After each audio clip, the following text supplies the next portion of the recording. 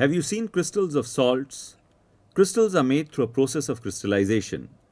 Let us try to make salt crystals from a solution of salt.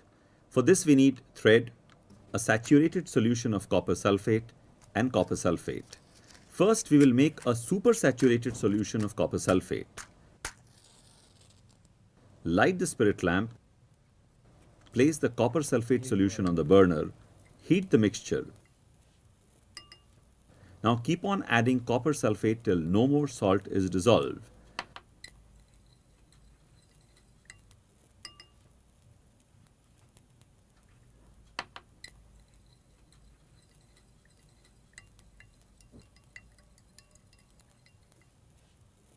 Fasten a thread on a support and suspend it in an empty glass.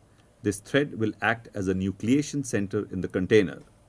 Now remove the solution from the burner. Pour the solution in the glass.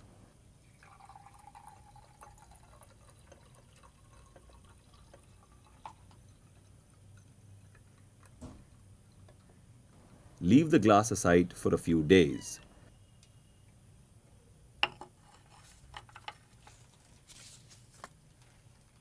We see salt crystals formed on the string. This happens because the solubility of salt in water increases with temperature of solution, so more salt gets accommodated in the solution than it would have if water was at room temperature. This solution is called a supersaturated solution. The salt from this supersaturated solution gets precipitated out when the solution returns to room temperature. The salt molecules that get precipitated out start forming crystals at the nucleation center, which is the thread in this case.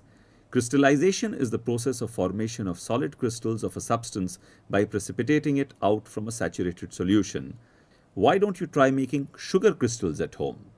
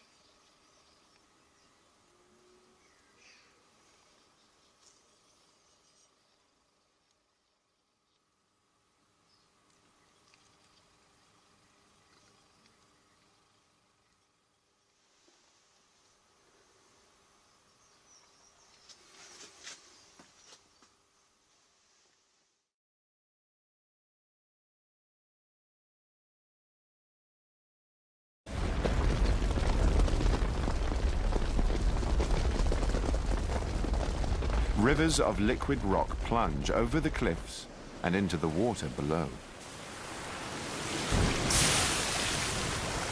This is the front line in a battle between the elements.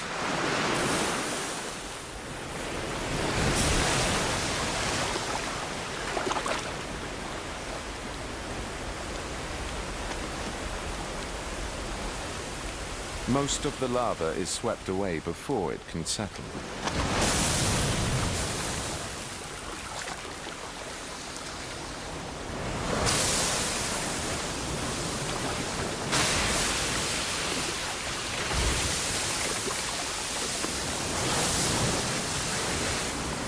But inch by inch, the island grows.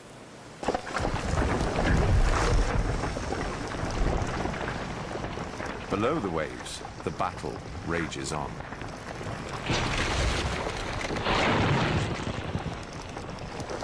As the lava hits the water, it's burning at over 1,000 degrees Celsius.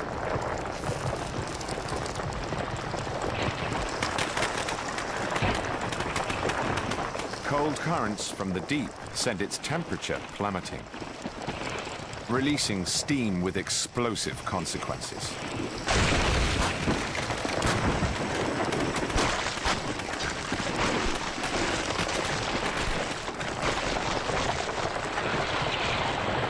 The lava fights on, but it's only a matter of time before its fire goes out.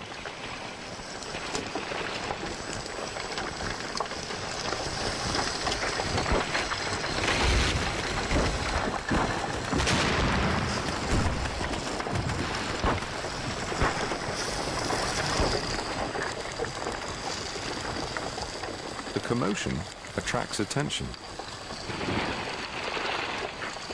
But it'll be some time before it's safe to settle here.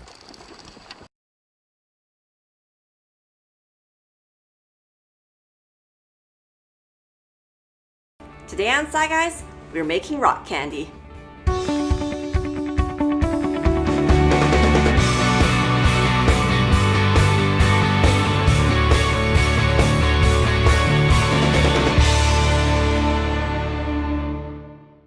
Welcome to Sci Guys. I'm Ryan. And I'm Teresa, and today we're making rock candy. Let's rock out.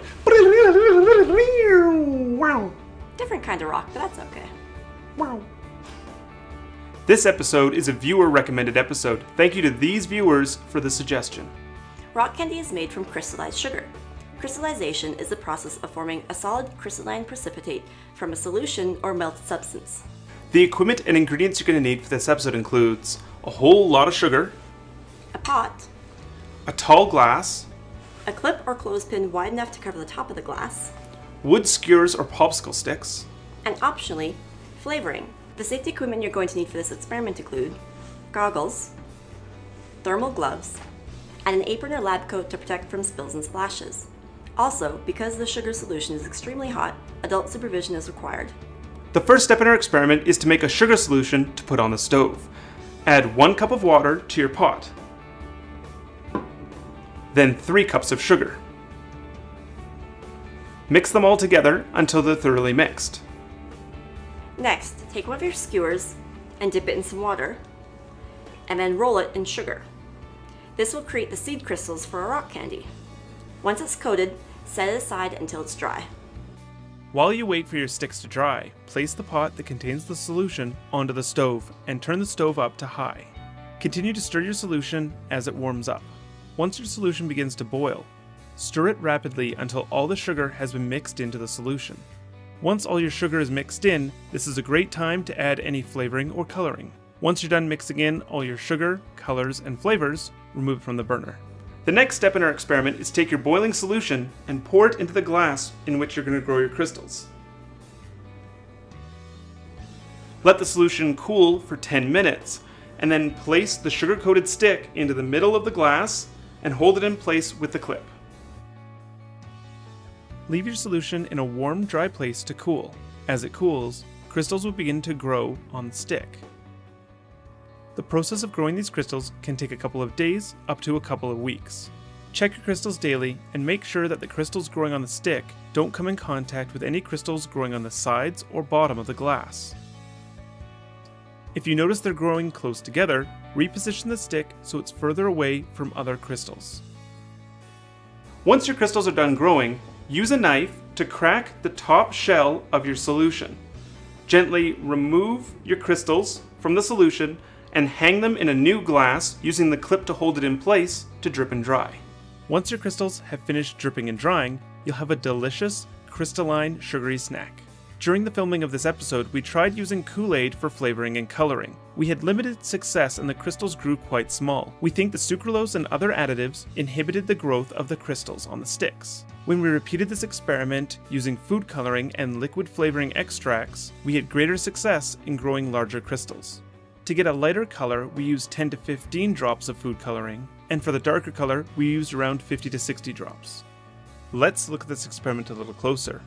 All liquids have a set solubility to a specific substance at room temperature. Some liquids have high solubilities, while others have low solubilities. Solubility refers to the amount of a substance, called the solute, that can be dissolved into a liquid, known as the solvent. In most cases, as the temperature of a liquid solvent increases, the solubility also increases. The water in our experiment starts off at room temperature, and at room temperature, the solubility of the water isn't high enough to dissolve all the sugar that we added into the pot. When we place the pot on the stovetop, the heating element raises the temperature of the water. As the temperature of the water increases, so does its solubility. And eventually, once the water's at boiling temperature, around 100 degrees Celsius, the water's solubility is high enough that we're able to dissolve all the sugar into the water. Since we're able to dissolve much more sugar into the water than what can normally be dissolved at room temperature, we're creating a supersaturated solution. Supersaturated solutions are solutions that have a higher amount of solute dissolved into them than can be dissolved under normal conditions. When we leave our solution to cool with a sugar-coated stick in our solution, the temperature of the solution slowly drops back to room temperature. As the temperature drops, the maximum solubility of the water drops as well. This causes our solution to release sugar molecules, and these molecules form a solid crystalline precipitate. As our solution gets cooler and cooler, it releases more and more sugar molecules. The thing about sugar molecules is that they would prefer to attach to an existing sugar molecule or crystal formation rather than start a new crystal formation. This is where the sugar-coated wood stick comes into play. The sugar on the wood stick attracts the sugar being released from our solution, and they attach together, causing the crystals to grow larger. The sugar on the stick is known as seed crystals. The crystals on our stick will grow larger and larger as more and more sugar is released from the solution. This process is known as crystallization.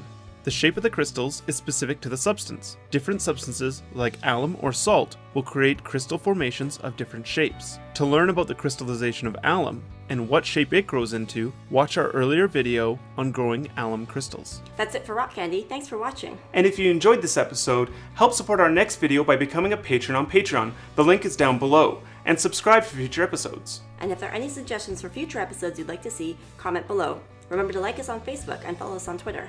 And if you have any questions related to this episode, or about science in general, let us know in the comments below, or message us on Facebook, and we'll try to help you out as best possible. Thanks for watching. Bye! Bye! That rock was really tasty, but it needed a little music. Here at Sci Guys, we're always curious how experiments turn out. So if you do these experiments at home, share a video or photo of them with us on our Facebook or Google Plus page. But remember to always ask your parents' permission before you share any photos or videos.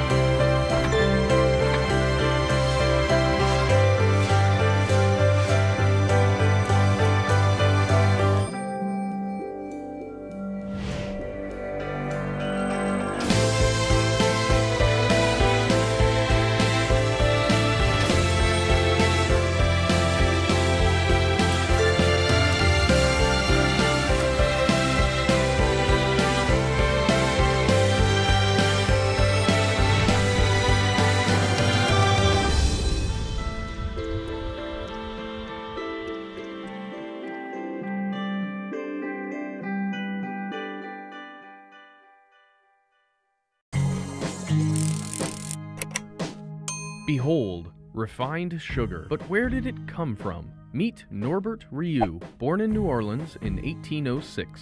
Rioux was the free son of a former Creole slave and a French engineer. In 1843, he patented the multiple effect vacuum pan evaporator, which revolutionized the process of refining sugar and saved the lives of many slaves forced to work on sugar plantations.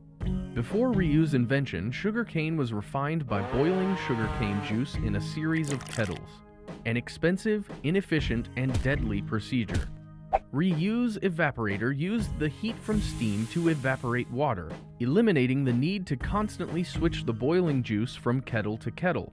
The heating process was more easily controlled, and as a result, the sugar crystals came out white instead of brown and black. With a single innovation, Rioux escalated sugar production, reduced the price, and transformed sugar into an affordable household staple.